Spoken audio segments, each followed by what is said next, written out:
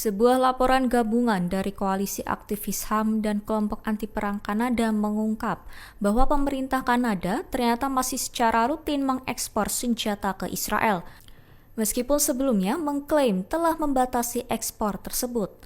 Kelompok tersebut menuduh pemerintah Kanada menyesatkan publik lewat pernyataan-pernyataan yang seolah menunjukkan adanya pembatasan ekspor senjata ke Israel. Mengutip Tribun News pada 31 Juli, dilaporkan setidaknya ada 47 pengiriman komponen militer yang dikirimkan ke perusahaan-perusahaan persenjataan Israel selama periode itu. Laporan itu juga menyebutkan adanya 391 pengiriman lainnya yang berisi peluru, peralatan militer, hingga suku cadang senjata, komponen pesawat terbang, dan perangkat komunikasi. Total lebih dari 421.000 peluru dikirimkan ke Israel sejak serangan udara ke Gaza dimulai. Rachel Small, pimpinan World Beyond War di Kanada, menyebut temuan ini sebagai bukti dari kampanye propaganda besar-besaran yang dijalankan pemerintah dalam kebijakan luar negerinya. Angkatan bersenjata Yaman kembali meluncurkan serangan drone yang menargetkan beberapa titik penting di wilayah Israel, termasuk Tel Aviv, Askalan, dan Gurun Al-Nakab. Juru bicara militer Yaman, Brigadir Jenderal Yahya Sari, mengatakan serangan itu sebagai respons terhadap agresi Israel yang terus berlangsung di jalur Gaza. Melalui pernyataan resminya, Sari menjelaskan bahwa 3 operasi drone telah dilancarkan dengan total 5 unit pesawat tak berawak.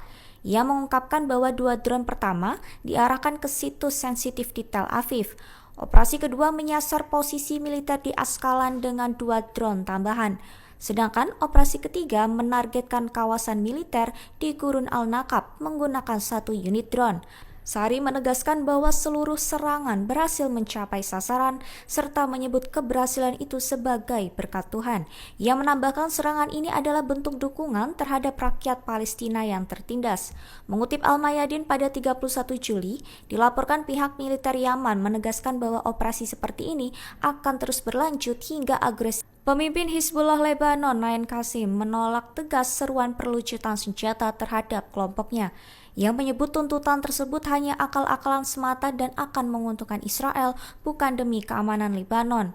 Mengutip Al-Mayadin pada 31 Juli, Qasim mengatakan bahwa menyerahkan senjata sama saja dengan menyerah kepada musuh Zionis. Ia menilai tekanan yang datang, baik dari dalam negeri maupun dari negara-negara Barat dan Arab, hanya berfungsi mendukung agenda Israel. Qasim juga mengkritik keras Amerika Serikat, khususnya utusan khusus AS Tom Barak. Menurutnya, hal itu akan mendorong Lebanon untuk melucuti Hizbullah demi menenangkan Israel, bukan karena alasan keamanan nasional Lebanon. Ia mengungkapkan bahwa AS bahkan menuntut penghapusan rudal serta drone milik Hizbullah karena dianggap membuat Israel takut.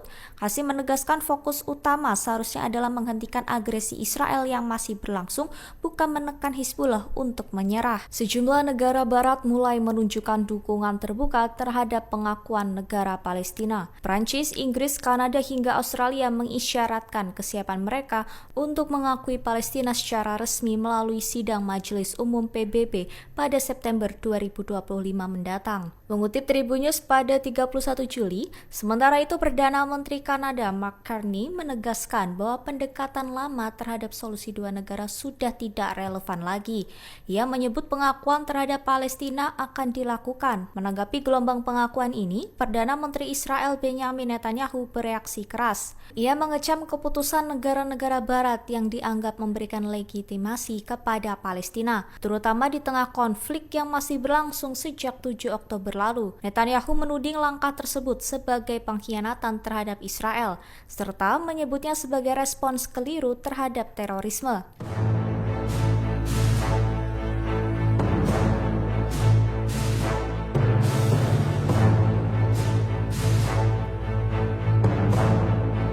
Perdana Menteri Kanada Mark Carney mengumumkan bahwa negaranya berencana mengakui secara resmi negara Palestina pada sidang Majelis Umum PBB bulan September mendatang. Carney menyampaikan bahwa prospek solusi 2 negara kini kian memudar. Dengan begitu, Kanada ingin mempertahankan harapan tersebut bersama mitra internasionalnya. Mengutip dari Al-Mayadin 31 Juli, ia menilai kesempatan menuju perdamaian semakin lenyap di depan mata jika komunitas global tidak segera mengambil langkah langkah tegas. Melalui pernyataannya, Carney juga mengkritik keras tindakan Israel di jalur Gaza. Ia menyebut pemerintah Israel telah membiarkan krisis kemanusiaan terus berlangsung di wilayah tersebut. Langkah Kanada ini mengikuti jejak negara barat lain seperti Prancis dan Inggris yang lebih dulu menyatakan niat untuk mengakui Palestina di sidang PBB yang sama.